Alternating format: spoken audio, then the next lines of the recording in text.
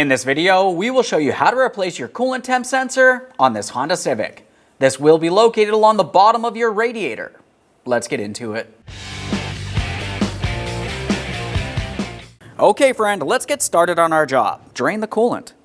For this, we're going to start up along the radiator cap. Just make sure it's cool to the touch. You never want to open this if your vehicle has been running for a while and it's hot. We'll press this down, turn it counterclockwise. Now as we lift this up and away, we want to have it away from our face, of course. Just a quick inspection of that radiator cap. Replace it as necessary. Continuing from here, I'm just going to rest this right on top of the radiator, and let's make our way down along the center of the engine compartment for our drain. Now if you were looking all the way down along the center area here, you can feel down along the driver's side of the radiator. This is where the drain is going to be. Looking just below it, there's a small port. You want to make sure you have a collection receptacle under that area to collect and recycle all this coolant properly. We'll take hold of this plastic drain plug, turn it counterclockwise until coolant comes out. Let it fully drain. Let's make our way all the way down to the bottom of that radiator to close that drain.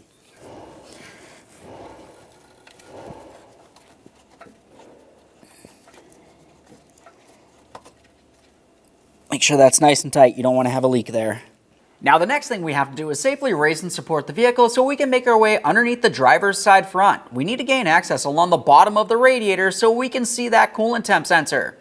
Along the bottom of our vehicle, you can tell that there's some broken pieces here, but typically there's going to be several push clips and some 10mm headed mounting bolts holding this in place. Realistically, we just need to dislodge it enough that we can make our way up and behind this panel. You don't have to remove the entire thing. I'm going to start with removing my push clip that I can see right along this inboard side here. For the push clips, you just want to go ahead and pull out the center to unlock it, and then the outer portion will come out as well.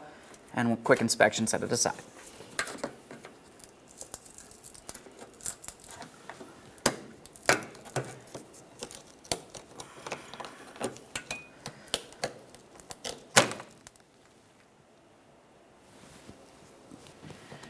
Now we have plenty of movement in this area. I'm going to continue on with my 10mm headed mounting bolts along this corner to give me a little bit more room.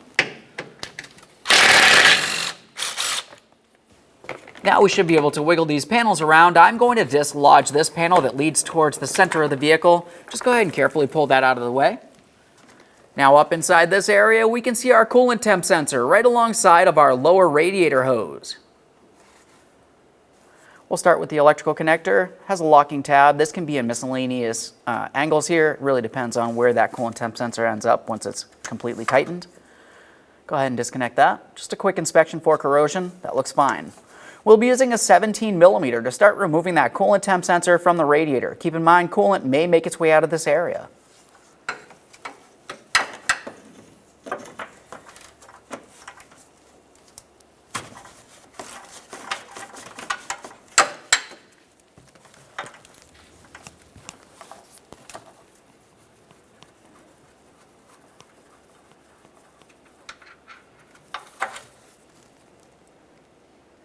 There it is, friend.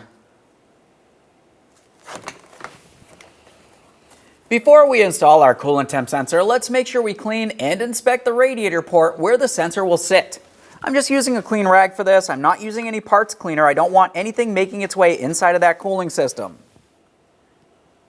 When installing your coolant temp sensor, you want to confirm that it has a brand new O-ring gasket on it. That's the sealing ring. We don't want to have a coolant leak. Let's start this in by hand. We'll snug it up using our 17mm.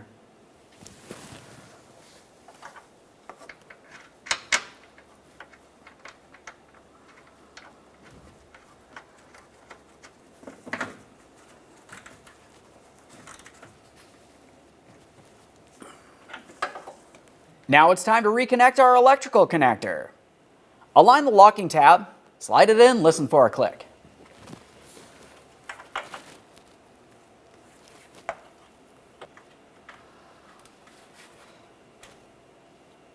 Audible click, a light tug confirming that's secured in place. Double check, make sure the wiring harness isn't going to get caught on anything. We can go ahead and close up these shields. Now before we reinstall our panels here, let's just make our way back up to the drain, double check, make sure that's nice and tight. It's time for those panels.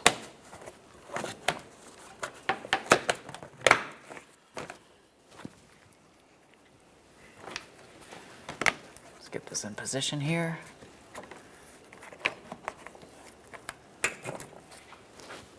Lock it in. Let's install our mounting bolt over here.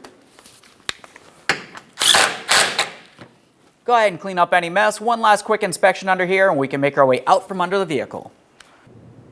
Okay, now it's time to fill the cooling system. When doing so, we're going to remove our radiator cap here. Continuing on, we want to continue adding the manufacturer's specified fluid directly inside of the radiator. There's several different ways you can do this. You can use a coolant funnel. Otherwise, if you have a specialty tool, you can also use that. I have the specialty tool. Now for this tool, it's essentially going to create vacuum pressure inside the cooling system. Not only is it going to fill the cooling system, but it's also going to tell me if I have a leak before I install any coolant. Now we're going to pay attention to the gauge here. As I power up the air, you're going to see the vacuum gauge make its way through the red, through the yellow, and into the green. Essentially, once it's in the green and at approximately 25 down here on the chart, we're going to wait and make sure that that's where it sits, and once we turn off the air, we want to make sure that the needle does not drop. If it starts dropping into the yellow or worse into the red, you definitely have a coolant leak and you'd want to fix that before adding coolant.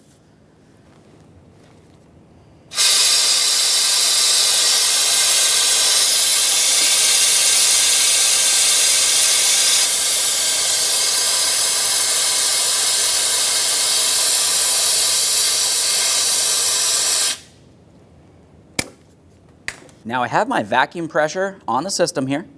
You can tell that it's definitely holding vacuum. We don't have a leak. The needle is not dropping into the yellow or, like I said, into the red. I've let this sit for a little while here. So let's continue on adding coolant. Now I'm using some universal coolant here. You can either use universal or you can use the manufacturer's specified coolant. Let's continue on. I'm going to open up the line here. This is going to draw coolant from inside of my coolant jug and draw it directly down into the cooling system.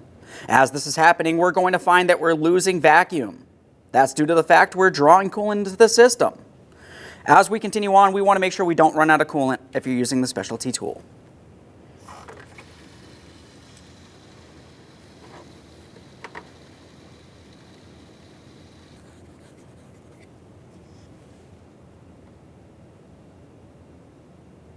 There we are.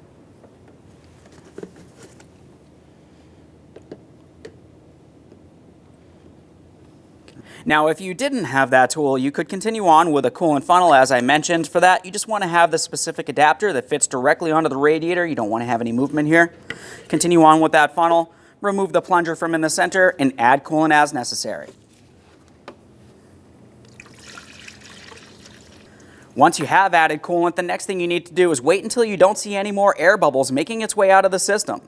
At that point, the next thing you have to do is go ahead and start up the vehicle, let it run for a short while, and what's going to happen is as the thermostat opens up, the coolant will start circulating throughout the entire cooling system and removing any air.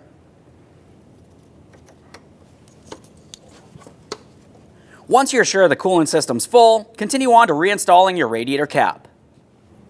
After that, you just want to make sure that you check and top off your coolant reservoir as necessary. Just go ahead and turn that cap counterclockwise and remove it, add your coolant, reinstall it. Okay, friend, we finished our installation. The next thing we need to do is just go ahead and clean up our mess, double check for leaks, close the hood, take your vehicle for a road test. Thanks for watching. When only the best will do, demand TRQ. The only company that lets you view before you do. TRQ is committed to offering the highest quality aftermarket auto parts that are engineered for peace of mind. Thanks for using and viewing with TRQ.